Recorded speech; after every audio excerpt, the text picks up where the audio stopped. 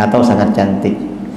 Orang yang senang ke majelis pengajian, begitu istrinya hamil, datang ke pasar beli foto-foto Abu dan foto-foto Habib yang ganteng-ganteng, lalu ditaruh di dinding di rumah.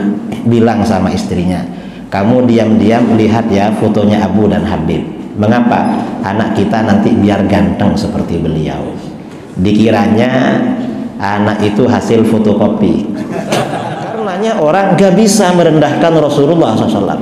Kalau ada orang merendahkan Rasulullah, ketahuan kalau dia itu bodoh, gak tahu kepribadian Rasulullah SAW.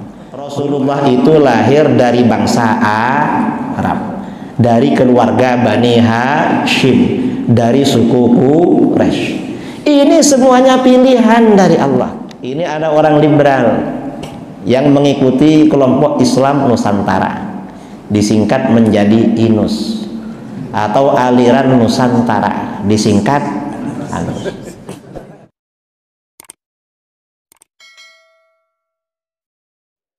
Assalamualaikum warahmatullahi wabarakatuh.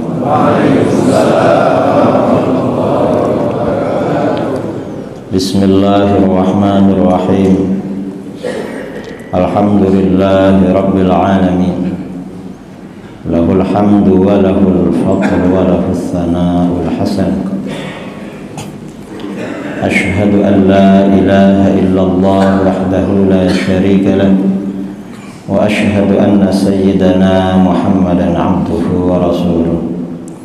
Allahumma shalli ala sayyidina Muhammadin al-fatih lima ughliq wal khatim lima sabaqa nasiril haqqi bil haqq wal hadi ila siratikal mustaqim wa ala alihi wa sahbihi haqqa qadrihi miqdarihi al-azim. Amma ba'du. Yang saya muliakan dan saya hormati para abu, para abi, para tengku, wabil khusus Abi Zahrul, mungkin masih di perjalanan, Bapak Bupati Aceh Utara, yang juga saya hormati jajaran pengurus DKM Masjid Jami Lanjang Garam, yang juga saya hormati para jamaah kaum muslimin dan muslimat yang hadir menunaikan ibadah sholat subuh berjamaah yang saya banggakan dan saya cintai. Pertemuan pagi kali ini adalah dalam rangka merayakan Maulid Nabi Shallallahu Alaihi Wasallam. Kemudian dengan membawa tema meneladani akhlak dan meningkatkan cinta kepada Rasulullah Shallallahu Alaihi Wasallam. Apa tujuan kita merayakan Maulid? Tujuan kita merayakan Maulid ini pertama mengagungkan Rasulullah Shallallahu Alaihi Wasallam. Itu yang pertama. Yang kedua untuk meningkatkan cinta. Mengapa Rasulullah diagungkan? Rasulullah diagungkan karena memang makhluk paling agung. Kita ini akan mengagungkan beliau apabila kita tahu keagungannya. Kalau tidak tahu, ya gimana mengagungkan kalau tidak tahu keagungannya? Kemudian kalau sudah tahu keagungannya, maka kita akan semakin cinta kepada beliau Shallallahu Alaihi Wasallam. Rasulullah ini wajib diagungkan. Kemudian Rasulullah juga wajib dicintai. Dan cinta kepada Rasulullah harus nomor satu. Gak boleh dimadu. Misalnya cintanya sama dengan orang lain gak boleh. Kalau cinta kepada yang lain misalnya sama istri, dimadu gak apa-apa. Tapi cinta pada Rasulullah gak boleh, harus nomor satu. Rasulullah SAW bersabda, la yu'minu ahadukum hatta akuna ahabba ilaihi min walidihi wa waladihi wan nasi ajma'in. Kamu tidak beriman sehingga aku lebih kamu cintai daripada orang tua kamu, daripada anak kamu, dan daripada seluruh manusia. Artinya apa? cinta kepada Rasulullah harus melebihi cinta kepada orang tua, melebihi cinta kepada anak dan orang yang lain. Mengapa di sini orang tua disebutkan? Orang tua ini cinta pertama manusia. Gak ada orang tidak cinta pada orang tuanya. Karena cinta pada orang tua, cinta pertama juga fitrah manusia. Cinta kepada orang tua tidak bisa ditukar. Walaupun orang tuanya sudah sangat tua, tidak kuat, sudah agak jelek, ditukar dengan orang lain tidak mau. Kawannya bilang, kamu pindah aja, panggil ayah sama bapak saya. Mengapa? Bapak saya masih ganteng misalnya. Gak mau. Mengapa? Karena ini urusan cinta, bukan urusan ganteng. Yang kedua, cinta pada anak. Cinta pada anak ini disebutkan kedua. Mengapa? Cinta pada anak, cinta tanpa seleksi. Suami istri ketika istrinya hamil pasti menginginkan anaknya lahir sangat ganteng atau sangat cantik. Orang yang senang ke majelis pengajian, begitu istrinya hamil datang ke pasar beli foto-foto Abu dan foto-foto Habib yang ganteng-ganteng, lalu ditaruh di dinding di rumah, bilang sama istrinya, kamu diam-diam lihat ya fotonya Abu dan Habib. Mengapa? Anak kita nanti biar ganteng seperti beliau. Dikiranya anak itu hasil fotokopi. Itu kalau yang agamis ya. Kalau yang gak agamis di Jawa dulu biasanya. Begitu istrinya hamil datang ke pasar beli foto-foto artis, ditaruh di dinding, suruh lihat biar seperti artis. Ingin ganteng sekali. Ternyata setelah lahir biasa-biasa, jauh dari harapan. Maka bagaimana? Tetap jatuh cinta, namanya anak. Dan gak bisa ditukar dengan anaknya orang yang mungkin lebih ganteng. Dari cintanya orang tua pada anak, bangun tidur anaknya dicium. Kalau orang lain gak dicium. Orang ini cinta pada anak. Orang Lok Sumawi pergi ke Medan, anaknya ditinggal. Jumpa anaknya orang, ingat anak sendiri. Karena tingginya cinta pada anak. Tapi kalau cinta pada selain anak, misalnya pada istri, pergi ke Banda, lihat perempuan cantik, kira-kira ingat apa enggak sama istrinya? Lupa itu. Nah, ini cinta kepada Rasulullah harus melebihi cinta kepada siapapun. Nah, karena cinta kepada Rasulullah ini harus melebihi kepada siapapun, maka bagaimana? Rasulullah SAW oleh Allah dibentuk memang sempurna dalam hal apa saja, lebih sempurna daripada siapapun. Apa saja yang ada pada diri Rasulullah SAW selalu yang terbaik, dan apa saja yang berhubungan dengan beliau selalu diberikan yang terbaik. Mengapa? Agar tidak ada alasan bagi siapapun untuk tidak mencintai beliau. Karenanya dikatakan ya, karena Rasulullah SAW ahsanan nasi khalqan wa khuluqa. Rasulullah SAW adalah manusia yang paling baik, atau akmalan nas, manusia yang paling sempurna. Sempurna apanya? Rasulullah itu kesempurnaannya baik dari segi fisik dan penampilan maupun dari segi mental dan budi pekerti. Dari segi budi pekerti, akhlak, Rasulullah itu akhlaknya paling tinggi. Kalau kita punya guru, punya pemimpin, akhlaknya baik sekali, orang-orang senang pada beliau, orang-orang segan pada beliau. Dibandingkan akhlaknya Rasulullah tidak ada apa-apanya. Memang akhlak paling tinggi. Dan Rasulullah ini tidak hanya dibentuk akhlaknya paling sempurna, tetapi fisik dan penampilan. Apa fisik?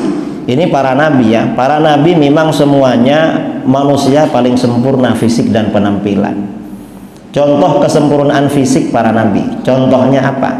Contohnya kekuatan. Para nabi ini kekuatan fisiknya 40 kali orang biasa. Nggak ada seorang nabi itu loyo, datang ke perkumpulan sebentar dapat 15 menit lalu ngantuk-ngantuk, nggak ada. Para nabi ini fisiknya kuat-kuat, 40 kali orang biasa. Itu dari segi kekuatan. Kemudian kesempurnaan lain dari segi fisik. Para nabi ini semuanya ganteng-ganteng, tampan. Gak ada yang kalah ganteng dengan orang biasa.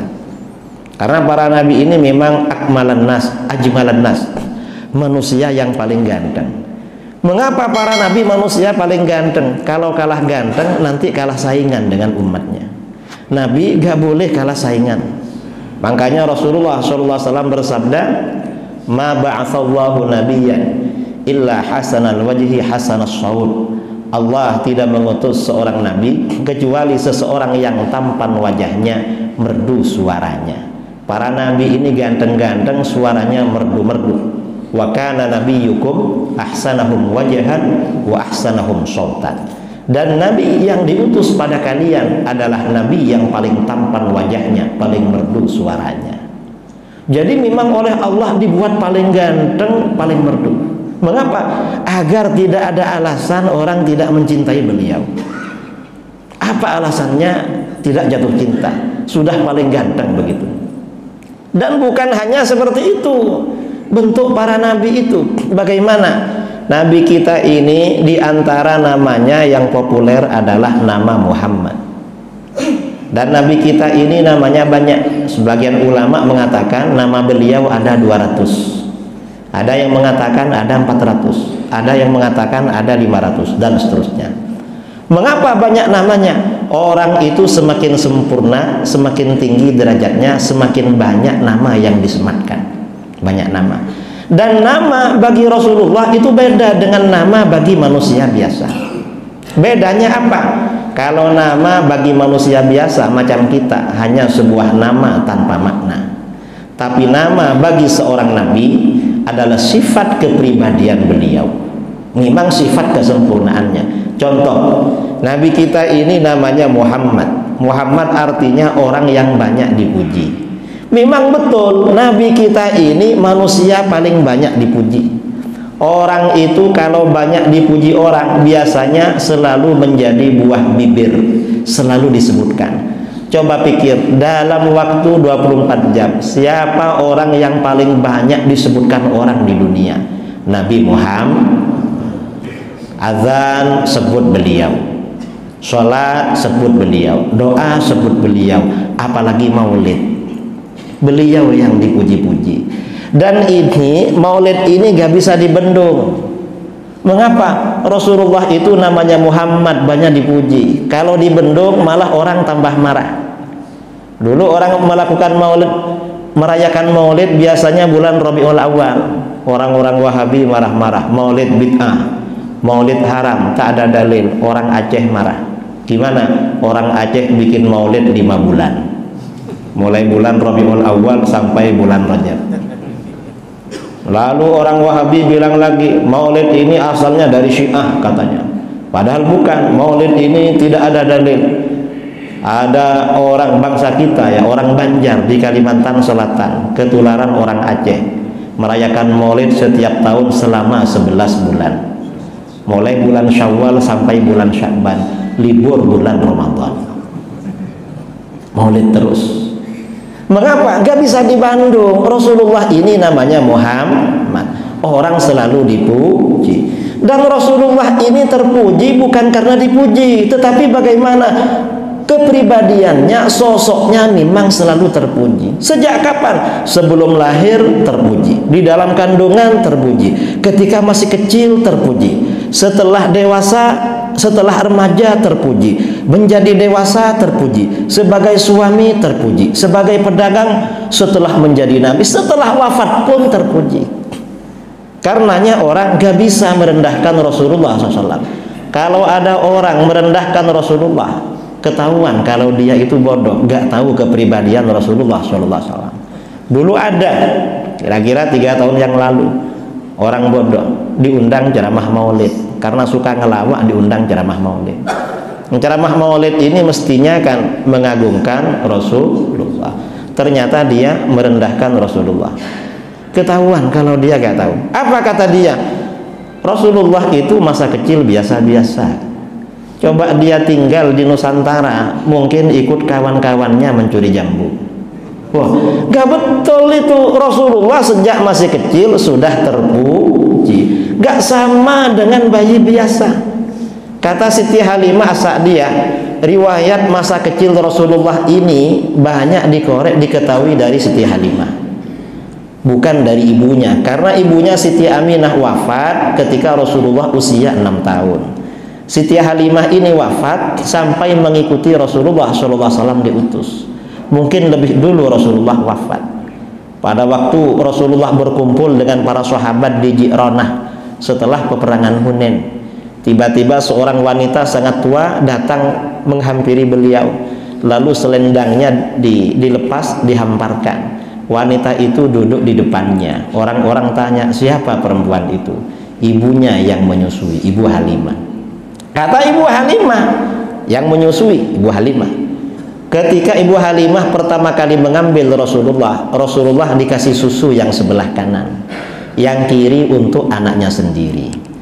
Karena pertama kali Rasulullah dikasih susu yang sebelah kanan, maka setelah itu apabila Rasulullah dikasih susu yang sebelah kiri, gak pernah mau. Mengapa? Karena itu bukan haknya. Artinya apa? Rasulullah sejak masih kecil sudah menjaga haknya orang lain. Mengapa? Karena beliau namanya Muhammad, orang yang selalu terpuji. Beda dengan anak kita. Anak kita ini punya sesuatu, lalu temannya atau tetangganya, saudaranya punya benda yang lebih bagus, kadang mau diambil walaupun dikasih nama Muhammad. Mengapa? Ya beda. Jadi gak sama dengan orang lain. Ada lagi orang bilang tentang masa kecil Rasulullah, dia gak ngerti. Apa kata dia? Kata dia, Rasulullah itu masa kecilnya biasa-biasa, hidupnya tidak terurus. Karena tak terurus wajahnya ingusan, kotor. Gak betul itu. Rasulullah itu sejak kecil sudah bersih. Kata orang-orang yang mengasuh beliau, Rasulullah pada waktu kecil apabila bangun tidur wajahnya bersih seperti tidak bangun tidur. Kemudian rambutnya tersisir rapi. Mengapa? Karena beliau namanya Muhammad. Bangun tidur pun tetap Muhammad, selalu terpuji. Beda dengan manusia biasa. Kalau kita ini bangun tidur pasti kelihatan jelek. Sebenarnya agak perlu bangun tidur, ngantuk aja sudah mulai agak jelek. Makanya kalau berkumpul dengan orang-orang, jaga jangan sampai ngantuk. Mengapa? Kalau ngantuk nanti kelihatan jelek. Memang beda. Ini Rasulullah SAW. Memang dibentuk beda, tidak sama dengan yang lain. Karenanya kita ini oleh Allah Subhanahu wa taala diwajibkan meneladani Rasulullah sallallahu alaihi wasallam. Laqad kana lakum fi Rasulillahi uswatun hasanah. Sungguh benar-benar ada bagi kamu pada diri Rasulullah sallallahu alaihi wasallam suri tauladan yang baik. Rasulullah itu menjadi suri tauladan sejak ketika masih kecil, lalu remaja, lalu dewasa, lalu menjadi nabi. Jadi bukan hanya ketika menjadi nabi. Karena Rasulullah ini memang wajib menjadi suri tauladan. Sudah barang tentu, sudah pasti sirah beliau, sejarah perjalanan hidup beliau itu dimaklumi, diketahui oleh umat Islam. Mengapa? Ya gak mungkin lah kita wajib meneladani beliau sementara kehidupannya misterius. Gak mungkin. Karenanya Rasulullah itu kehidupannya jelas itu. Gak sama dengan kehidupan orang lain. Dan orang yang data kehidupannya paling jelas di seluruh dunia adalah Rasulullah. Jelas semua. Karena Rasulullah ini manusia paling mulia, manusia paling agung dan wajib dicintai. Maka bagaimana? Apapun yang berkaitan dengan Rasulullah SAW selalu diberikan yang terbaik. Gak ada yang kurang baik. Contohnya apa? Rasulullah itu lahir dari bangsa Arab, dari keluarga Bani Hashim, dari suku Quraisy. Ini semuanya pilihan dari Allah, dipilih oleh Allah. Ini ada orang liberal yang mengikuti kelompok Islam Nusantara, disingkat menjadi INUS, atau aliran Nusantara, disingkat ANUS. Apa kata kelompok-kelompok ini? Kata dia, Islam Nusantara itu Islam yang baik, Islam Arab tak baik. Loh, Rasulullah lahir di Arab, akhlaknya paling baik. Itu kebetulan katanya lahir di Arab. Mungkin mestinya lahir di Nusantara. Nggak betul itu. Rasulullah itu lahir di Arab, berarti bangsa Arab itu bangsa pilihan. Dipilih menjadi bangsa yang melahirkan Rasulullah. Rasulullah lahir di Arab itu bukan kebetulan. Rasulullah lahir di Arab itu bukan keliru, tetapi itu rencana dan pilihan Allah. Mengapa lahir di Arab? Ya, orang Arab itu terbaik dibandingkan yang lain. Karenanya dalam hadis riwayat Muslim, Rasulullah SAW bersabda, Innallaha astafa Kinanata min bani Ismail. Sesungguhnya Allah memilih suku Kinanah dari keturunan Nabi Ismail. Jadi setelah Nabi Ismail, anak cucunya ramai, bersuku-suku. Yang dipilih oleh Allah keluarga suku Kinanah. Dipilih bagaimana? Orang suku Kinanah ini orang-orangnya berintegritas, orang-orangnya disegani, berwibawa, melebihi suku Arab yang lain. Dipilih memang. Setelah suku Kinanah ini anak cucunya ramai, bersuku-suku. Wastofa min Kinanata Quraisyan. Allah pilih suku Quraisy dari sekian banyak suku-suku Kinanah. Mengapa suku Quraisy? Suku Quraisy ini suku orang-orangnya berintegritas, orang-orangnya disegani, berwibawa, melebihi suku-suku yang lain. Karenanya mereka pilihan. Di dalam Al-Quran turun surat menyanjung orang Quraisy, yaitu surat Quraisy, li'ilafi Quraisy. Itu mengapa ada surat Quraisy? Itu sebagai peringatan perhatian Allah pada Quraisy. Bangsa Nusantara, surat Nusantara gak ada di dalam Al-Quran, gak ada. Tapi yang ada surat Quraisy. Mengapa turun surat Quraisy? Ajakan kepada Quraisy untuk beriman. Li'ilafi Quraisy, karena kebiasaan orang Quraisy, ilafihim rihlatash syita'i was-shaif, yaitu kebiasaan mereka melakukan perjalanan pada dua musim kemarau dan hujan. Musim satunya mereka ke Palestina, musim satunya ke Yaman. Falya'budu rabb hadzal bait, hai Quraisy, sembahlah Tuhan Baitullah ini, yaitu Allah. Mengapa orang Quraisy diperintahkan menyembah Allah? Allazi at'amahum min ju'. Allah memberi makan mereka dari rasa lapar. Ketika suku-suku Arab yang lain dilanda kelaparan, suku Quraisy oleh Allah dijaga tidak kelaparan. Mengapa? Orang lapar itu bahaya, bisa bertindak perbuatan yang tercela. Karenanya orang Quraisy menjaga diri, gak pernah lapar. Wa amanahum min khauf, diingatkan kepada Quraisy, Allah memberi rasa aman Quraisy dari ketakutan. Ketika suku-suku Arab yang lain takut diserang suku yang lain. Di Arab itu ketika satu suku kelaparan, kadang nyerbu suku tetangganya. Harta bendanya diambil, orangnya dibunuh. Suku Quraisy aman, saudara, nggak pernah diserbu, segan. Ketika suku-suku yang lain, orang Arab yang lain melakukan perjalanan, malam hari dicegat oleh rampok, oleh begal. Tapi orang Quraisy aman. Orang Quraisy ini bepergian ke Palestina, ke Yaman, berdagang atau berjalan biasa-biasa, ketemu rampok, ditanya, siapa nih?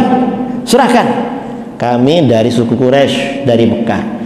Perampoknya, begalnya gak berani. Mengapa? Segan. Makanya dikatakan wa amanahum min khauf. Karena itu kata para ulama, orang yang mau bepergian agar aman sebelum berangkat baca surat Quraisy. Mengapa orang Quraisy aman? Kalau sampai di suatu daerah khawatir karena di situ tidak aman, baca surat Quraisy, aman. Nggak ada surat Nusantara. Nah, setelah Quraisy ini ramai, banyak penduduknya, wastofa min Quraisyin Bani Hashim. Allah memilih Bani Hashim dari suku Quraisy. Dipilih bagaimana? Paling berintegritas, berwibawa. Karenanya ketika Abrahah datang ke kota Mekah akan menghancurkan Ka'bah, yang dijumpai siapa? Abdul Muttalib bin Hashim, putranya Hashim. Mengapa? Tokoh nomor satu paling berwibawa dan disegani. Ini Bani Hashim. Kemudian wastafani min Bani Hashim. Allah memilih aku lahir dari keluarga Bani Hashim. Fa ana khiyarun min khiyar. aku ini yang terbaik dari sekian banyak golongan terbaik. Aku ini pilihan dari sekian banyak golongan terpilih. Artinya apa? Rasulullah lahir di Arab itu pilihan Allah, bukan keliru. Jadi Islam Nusantara gak betul itu tidak sesuai dengan ajaran Ahlus Sunnah wal Jamaah. Karenanya peringatan Maulid ini penting, saudara. Mengapa penting? Agar generasi anak-anak kita mengenal, mengetahui keagungan Rasulullah. Islam Nusantara ini sampai bilang, apa kata dia? Orang Arab itu kadrun. Apa kadrun? Kadal gurun. Gak betul itu. Mengapa? Kadal itu gak pakai baju. Betul, ada kadal pakai baju? Gak ada. Orang Arab ini sejak masa-masa jahiliyah pakai baju, pakai gamis. Untuk orang Arab yang fanatik pada baju, kesombongannya ditampilkan melalui baju. Bajunya menjuntai di bawah mata kaki. Karenanya Rasulullah begitu diutus menegur mereka. Man jarra thawbahu khuyala dakhalan nar. Siapa yang menjuntaikan pakaiannya, itu laki-laki maksudnya, di bawah mata kaki karena sombong, masuk neraka. Karena orang Arab begitu, karena sombong. Jadi maksudnya karena sombong. Ini hadis ini orang Wahabi salah paham. Akhirnya apa? Kalau baju di bawah mata kaki haram. Itu yang haram orang jahiliyah dulu, karena kesombongannya ditampilkan seperti itu. Kalau orang umat Islam sudah gak ada. Sekarang ini gak ada kesombongan karena sarung di bawah mata kaki. Mengapa? Orang gak peduli. Apalagi sarungnya Wadimur, harganya 60.000. Tambah gak peduli. Orang itu baru sombong kalau setiap ke masjid selalu bawa alpat. Itu sombong namanya. Karena yang dibawa lebih bagus dari yang lain. Nah, artinya apa? Orang Arab itu pakai baju. Yang nggak pakai baju itu bangsa Nusantara. Bangsa kita ini dulu bajunya minim. Kok minim? Kalau laki-laki yang ditutup cuma alat yang depan, pakai koteka. Dibuatkan koteka yang besar naik ke atas. Mengapa dibuat koteka yang besar? Agar dikira punya dia besar, padahal kecil gitu. Itu pakaian bangsa kita yang gak pakai baju. Yang perempuan yang ditutup di bawah pusar, depan belakang. Nah, kalau bangsa Arab ini rapi, orang Eropa juga mereka itu jorok dulu, jorok gak bersih. Karenanya Islam lahir di kota Makkah. Rasulullah juga lahir di Mekah, lahir dari bangsa Arab. Artinya apa? Apapun yang berkaitan dengan Rasulullah selalu diberikan yang terbaik. Rasulullah ayahnya bernama Abdullah. Abdullah ini saudaranya ada 10. Semuanya ganteng-ganteng. Dan Abdullah ini paling ganteng, paling pendiam. Karena paling ganteng, paling pendiam, diam-diam Abdullah ini menjadi impian gadis-gadis kota Mekah. Karenanya begitu Abdullah menikah dengan Siti Aminah, kabarnya tersiar di kota Mekah. Di Mekah itu heboh, saudara. Diriwayatkan dalam kitab As-Sirah An-Nabawiyah karya Asyid Ahmad bin Zaini Dahlan. Ketika pernikahan Abdullah tersiar di kota Mekah, di Mekah heboh. Mengapa? Ada sekitar 30 gadis kota Mekah meninggal dunia karena patah hati. Mengapa? Karena orangnya ganteng. Karena Rasulullah ini semuanya pilihan, maka para ulama kita berpendapat kedua orang tua Rasulullah masuk surga. Mengapa masuk surga? Pertama, kedua orang tua Rasulullah itu termasuk ahlul fatrah.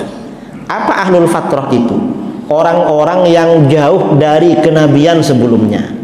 Informasi kenabian sebelumnya sudah hilang dan tidak mengikuti masa kenabian berikutnya.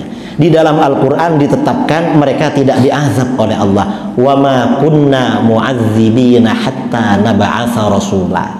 Kami tidak menurunkan azab, tidak menyiksa sehingga mengutus seorang rasul. Kedua orang tua Rasulullah termasuk ahlul fatrah.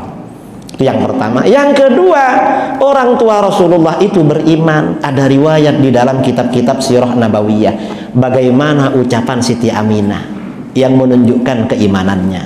Itu yang kedua. Yang ketiga, ada riwayat diriwayatkan oleh Musyahin dalam An-Nasikh wal Mansukh. walaupun dhaif tapi digunakan oleh para ulama. Apa riwayatnya? Kedua orang tua Rasulullah pernah didoakan oleh Rasulullah hidup lagi.